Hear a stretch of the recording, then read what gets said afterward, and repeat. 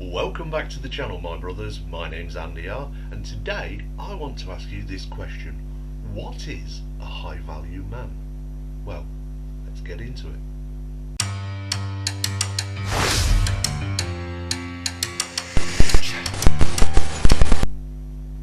So, what is a high value man? We hear that phrase bantered around all the time. I want a high value man. A high value man is this, a high value man. These are things that women say. These are things that women are constantly talking about, that they want a high value man. But just like most things that are the remit of men, the purview of men solely, women have seemed to have taken it over and given it a definition. And 9 times out of 10, that definition is all about money. When they talk about a high value man, they're saying, first of all, he's got to have a lot of money. And then the big shopping list of other things come about, that he's got to be this tall, he's got to be this fit, he's got to be a certain age, he's got to be hung a certain way, he's got to have a certain job with massive prospects, all of those things, and they're all chasing that one guy. But like a dog that chases a car, like that dog, if it caught up to the car, it wouldn't know what to do with it. It hasn't got a driving licence, doesn't know how to drive, and has no concept of the internal combustion engine. But it keeps chasing that car, hoping that one day it will catch up with it, although it doesn't know what to do with it if it does. And most women are like that as well. They're chasing a fever dream they've made up in their own mind about what this high value man is. Well, it's just a dream of their mind. If they ever caught up to this fantasy of a man, they wouldn't know what to do with it, because they're probably not trained to be a good companion to this man. This man knows what he wants, and more than likely he would reject her. And then of course she would turn it round with, no, he wasn't really what I was looking for, and he wasn't really the man I had in mind, and it would all be somebody else's fault but theirs. But the thing is that men are the ones who decide what is a high value man, and very often it has nothing to do with money. A high value man, first and foremost, is somebody who can say no. He can say no whenever he pleases, and 9 times out of 10 he says no to women because he's too concentrated on his goals. He's concentrating on better in his life. He knows that he doesn't have to concentrate on women because women will chase him, because there's nothing more challenging to a woman than a man who knows who he is and what he wants out of life. That's what a high value man is. And if you ask women who will actually be honest to you, the biggest turn on to a woman is finding a guy who actually has his act together, who knows what he wants out of life, who is single-mindedly focused on reaching that goal. They want to jump on that ship because they can see the captain is in charge of that ship. 9 times out of 10, unfortunately, they jump on a ship that's rudderless, has no captain, a pleaser, a guy who's constantly saying yes to them and who they have no respect for, and then they end up throwing him over or cheating on him because they had no respect for him. Men who can say no become the goal. Men who know what they want out of life are quite happy to go for it and have no thought whatsoever about a woman in their life, all of a sudden are chased by women. Isn't that crazy? You would think it'd be the other way around, but women don't work that way.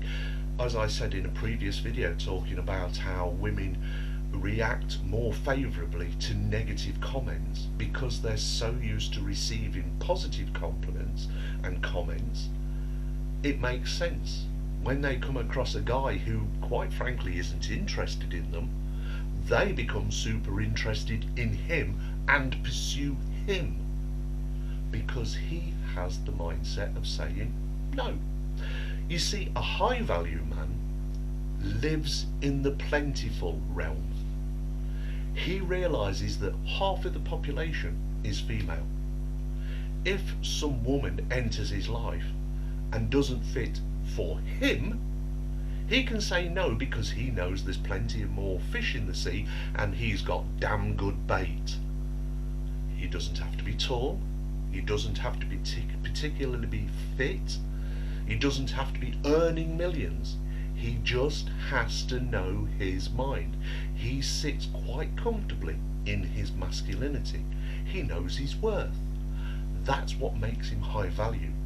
And other men recognise him as high value as well, because they can see he's on his grind, he's on his goals, he puts himself first because he's the only one he can please. He lives in a plentiful mindset. There are plenty of women out there, plenty of fish in the sea, and I have damn good bait because I know who I am, and women will chase him. I can tell you from personal experience this is absolutely true, because I've never ever had a problem getting a bed partner, for the simple reason that I didn't care if it happened or not. I've never really chased a woman in my life, except for when I was very young, as in mid-teens, sort of 15, 16, because I was still learning what it was to be a man. But I soon realised that the only person I could please was me.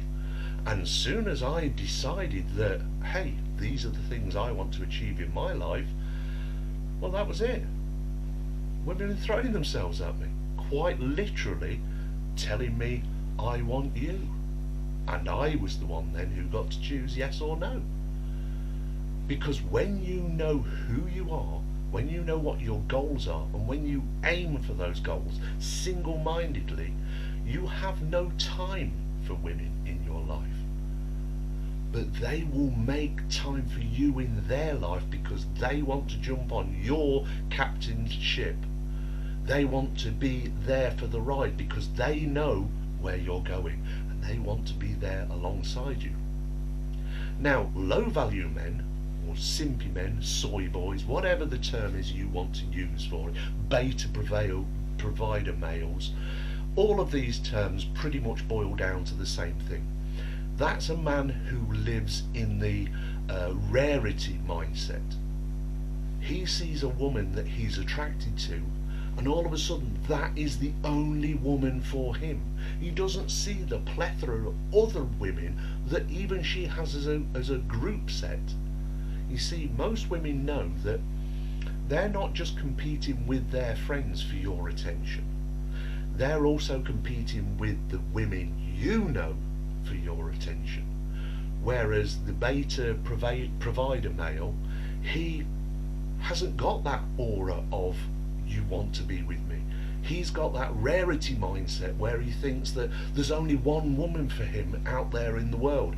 A world that is over 50% female. In all of Western countries, the population breaks down pretty much the same. Around about 53% are female and 47% male. It varies slightly from country to country, but it's pretty much, that's the mean average. So that means there are more women than there are men to go around. Then the women narrow down their options by saying, I won't date down, or he has to be a high provider, or he has to have a massive income. So now all of a sudden they've shrank down their dating pool to one guy who lives on the other side of the world, and if she ever caught up with him like the dog chasing the car, he'd turn around and say, I'm already married, or I'm gay. And then she'll make it all about, oh, it was his fault, he wasn't what I was looking for, because women are very good at shifting responsibility and blame away from their own choices. So then they become past the wall age, into middle age, and alone. And again, not taking responsibility and agency for their choices, they make it out that it was the guy's fault. Oh, there's no good guys out there. Because the high value men out there aren't chasing them. They're not chasing them because they don't chase any woman. They get chased by women because they have a goal, a mission, a grind, something that they're trying to achieve. And that is attractive. And it's not just attractive to women, it's attractive to other men, not in a sexual way, but you want to be around somebody who has those goals because it rubs off on you. That's why these guys are good guys. They have other good guys around them because they congregate together. You will find in that group very few beta male providers, very few soy boys, very few low value men, because men of a type, we flock together. Birds of a feather flock together. It's a true statement. So when women talk about high value men, once again they get it wrong. They have no concept what a high value man is, because it's the man's choice of whether he's high value, not a woman's choice. A woman's looking for materialistic things. A man's looking for a purpose. And once he finds that purpose, he will pursue it. And when he pursues it single-mindedly, he has no time for other things. This is why we end up with these slight myths, but kind of a kernel of truth in there, where it's women can multitask, but men can't do more than one thing at once. And I kind of understand how that sort of has come about, because men do shut out all of the background noise, the white noise in their lives, to concentrate on a task that takes their full attention. Whereas women are more, oh, I need to do this, need to do that, more chaotic in their thought process, but use that chaotic thought process in a positive way to get lots of little jobs done. But when you combine all of those little jobs together, it doesn't really amount to something that is life-changing. This is why you have more inventors that are men, more engineers that are men. We like to concentrate on things, whereas women like to concentrate on more emotional things. This is why you see in the most egalitarian societies in the world, where the only difference in choice is literally that choice, all other barriers have been taken away for a man and a woman to do the same things. This is why you see women go into fields where it is more people-centric, and men go into more fields where it is things-centric. We like to build, create, destroy even. We like to invent, we like to fix things. Women like to interact with other people. That's why you see a lot more women teachers, you see a lot more women nurses, you see a lot more women front of house, reception, etc. Because they can interact with other people, because that's what interests them. And this is why you now get the myths of women get paid less than men, because men choose fields where they're going to be more isolated and focused on one thing, and that pays highly, and women are going to be more scatological, as in emotion driven, dealing with people, and that doesn't pay as much.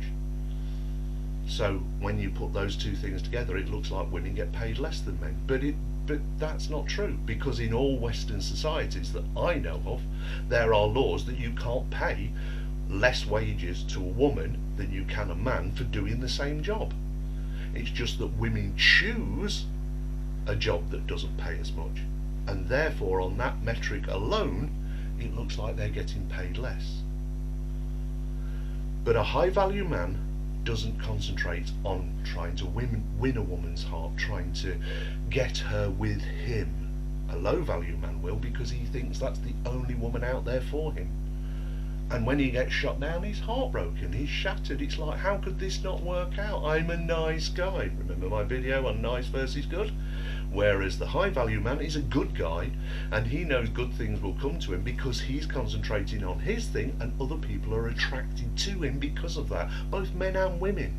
Men are attracted to other men who they can see have got a project, have got a goal. They're orientated on doing that, and they want to help them. They want to be around them because they bounce off each other, and these good guys come together. Birds of a feather flock together.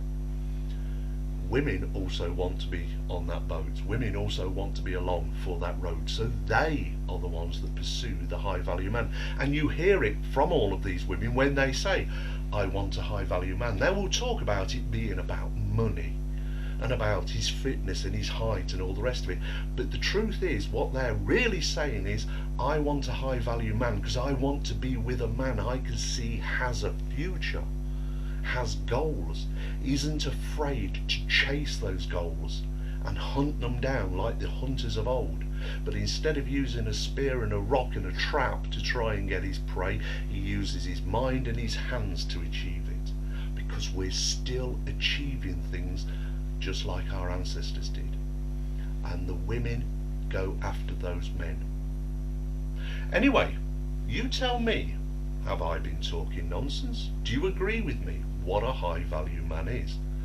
I think you probably are going to agree with me, unless you're not a high value man, because you're going to disagree with me. Leave down in the comments below, do you agree with me? Give the video a like, because it helps. And share this video to somebody else. Let them know what a high value man is, and that they need, if they're not already, to concentrate on their goals. Everything else will follow from that. It always does. I can talk from personal experience. Anyway, I'm going for a cup of tea because, well, quite frank, I think I've earned one. You, my brothers out there, you take care of yourself, because if you don't, who will? And I'll talk to you soon. Bye now.